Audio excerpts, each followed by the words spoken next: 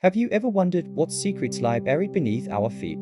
Open a modern map of Europe. It looks complete, Precise. final, every border defined. Every capital accounted for. Every city labeled. But what if some cities are missing not because they were destroyed, but because they were erased? Not ruined by war. Not swallowed by earthquakes. Not abandoned naturally. Removed. Across Europe, there are towns buried under lakes, cities sealed off by governments, and entire settlements quietly wiped from official memory. Some were sacrificed for progress, some vanished during war, And some were simply too inconvenient to remember. Tonight, we uncover the cities Europe pretends never existed and why their disappearance still matters. For most of European history, cities were anchors of identity. Medieval towns grew around cathedrals, rivers, and trade routes. They weren't just places, they were political power centers. But by the 19th and 20th centuries, something changed. Industrialization accelerated. Empires expanded. Governments centralized power. And suddenly, cities became tools, assets to be reshaped, relocated, or erased in the name of progress. When modern states emerged, they demanded efficiency over tradition. Railways cut through medieval streets. Dams flooded valleys. Borders shifted overnight. And in that transition, Some cities didn't survive. not because they failed, but because they were in the way. Take the medieval settlements submerged beneath European reservoirs. Across Spain, Italy, and parts of Central Europe, entire towns were deliberately flooded in the 20th century to create hydroelectric dams. Families were relocated. Churches dismantled. Cemeteries moved, sometimes hastily. In some cases, when water levels drop during droughts, church towers rise from lakes like ghosts of forgotten worlds. These weren't villages in decline, Many were thriving agricultural communities. but electricity for growing cities was deemed more valuable than preserving centuries of history. Cause: industrial modernization. Effect: historical erasure. Then there were cities erased by shifting borders. After World War II, Europe's political map was violently redrawn. German-speaking cities in Eastern Europe were emptied. Populations expelled. Names changed. Street signs were written. A city's language disappeared overnight. Its architecture remained, but its identity was rebranded. Cause: geopolitical restructuring. Effect: cultural deletion. But not all disappearances were visible. Some cities were sealed off entirely. One of the most extreme examples lies in Eastern Europe. Exclusion zones created during political or nuclear crises. Entire urban areas were evacuated and declared off limits. Official records minimized them. Tourism banned. Access restricted. Over time, nature reclaimed them. Forests swallowed apartment blocks. Paint peeled from schools, frozen in time. When a city is sealed rather than destroyed, something strange happens. It vanishes psychologically before it vanishes physically. No new maps highlight it. No textbooks emphasize it. Generations grow up unaware it existed. And then there are archaeological sites, ancient Roman towns, early medieval settlements discovered during construction projects. Sometimes they're preserved, but sometimes development wins. Highways continue. Foundations are poured. Ruins are documented quickly, then buried again beneath concrete. Cause: economic urgency. Effect: selective memory. The breaking point for many of these cities wasn't a natural disaster. It was a decision, A vote. a policy, a calculation. Progress over preservation. When a city vanishes, three things are lost. 1. Physical space, homes, churches, streets. 2. Cultural continuity, dialects, customs, memory. 3.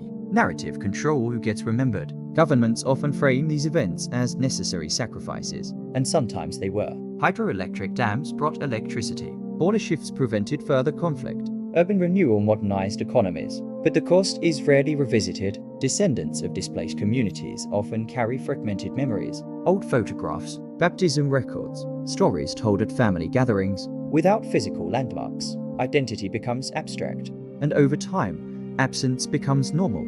Europe has tried to correct some of this erasure. Heritage protection strengthened. UNESCO designations expanded. Abandoned towns turned into museums. But these efforts often come decades too late. You can preserve ruins, but you can't restore living memory. And when a city's disappearance served political goals, official acknowledgement may remain limited. Because remembering raises uncomfortable questions. Who decided? Who benefited? Who paid the price? At first glance, these vanishings seem unrelated. Dams in Spain, border changes in Eastern Europe, sealed towns after crises. But look closer. The pattern is consistent.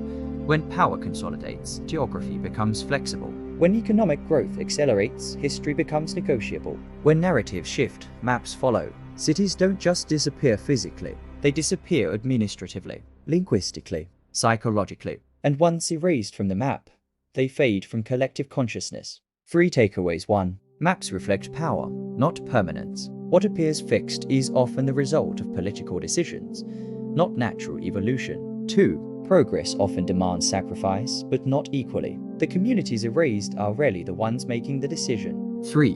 Memory is fragile without physical anchors. When streets, churches, and homes vanish, identity becomes vulnerable to rewriting. The next time you look at a map of Europe, Remember this. What you see is not just geography, it's history filtered through power. for every city labeled clearly, there may be another buried beneath water, renamed beyond recognition, or sealed behind fences. And the unsettling truth is this: if cities can be erased, so can stories. So the question isn't just which cities disappeared, It's what else we've stopped seeing. If you want more deep investigations into hidden European history, forgotten places, and suppressed narratives, subscribe and turn on notifications, because some maps deserve to be questioned. Europe is a continent steeped in history. But what about the stories that have been lost to time? the tales of entire cities that thrived, then vanished, swallowed by the earth or the sea. Today, we're embarking on an epic journey to uncover Europe's most mysterious lost cities. From sunken metropolises to towns erased by volcanic fury, get ready to explore the civilizations that time forgot. Our first stop takes us to the windswept Orkney Islands of the coast of Scotland. Here, hidden for millennia, lies Scarrow Brae. This isn't just a few odd stones, it's a remarkably preserved Neolithic village, older than Stonehenge and the Egyptian pyramids. Imagine 5,000 years ago. A community lived here in stone houses, complete with beds, dressers, and even a sophisticated drainage system. They were a thriving society, but around 2500 BC, they disappeared. What happened? Was it a sudden, catastrophic storm that forced them to flee? Or did the climate slowly change, pushing them to seek new lands? The empty homes of Scarrow Brae hold their secrets tight, leaving us with a haunting glimpse into a prehistoric world. Next, we journey south to the sun-drenched coast of Andalusia, Spain, in search of a city that might be more legend than reality, Tartessos. Mentioned in ancient Greek and biblical texts, Tartessos was said to be a fabulously wealthy port city, rich in metals like gold and silver. It was a bustling hub of trade, a Bronze Age metropolis that rivaled the great civilizations of the East. But around the 6th century BC, all mentions of Tartessos simply stop. It vanishes from history. Did a massive tsunami, a common occurrence in the Gulf of Cdz, wipe it off the map? Or was it conquered and absorbed by its rivals, the Carthaginians? Archaeologists are still searching for definitive proof, a tantalizing puzzle that could rewrite the history of ancient Iberia. From the heat of Spain, we travel to the cool, dark waters of the North Sea. Off the coast of Germany lies the legendary city of Rumholt. Known in medieval times as the Atlantis of the North Sea, Rumholt was a wealthy and prosperous trading town. But local legend says its citizens grew arrogant and godless. In 1362, a catastrophic storm surge, known as the Groot Mandrinker or the Great Drowning of Men, struck the coast. The tempest was so powerful it washed the entire city away in a single night. For centuries, many believed Rumholt was just a myth, a cautionary tale. But recently, researchers using modern archaeological techniques have found the remains of a large medieval church, proving that the legendary city was very real. They are now racing against time to map the rest of Rumholt before the sea reclaims it forever. Our final destination takes us to the Bay of Naples, Italy, to a city lost not to water, but to fire and earth. Everyone knows the story of Pompeii buried by Mount Vesuvius. But what about Herculaneum? This smaller, wealthier Roman resort town was also destroyed in the eruption of 79 AD. Unlike Pompeii, which was buried in light ash, Herculaneum was hit by a pyroclastic surge, an avalanche of superheated gas and rock. This surge carbonized everything in its path, instantly preserving wooden structures, furniture, and even food. It also created one of archaeology's most poignant and tragic discoveries: the skeletons of over 300 people who had fled to boathouses on the shore, hoping to escape by sea. They died instantly from the intense heat, their remains providing a heartbreaking, human-scale snapshot of the disaster. Herculaneum offers an unparalleled, if somber, window into Roman life at the very moment it ceased to exist. From Stone Age villages to wealthy Roman towns,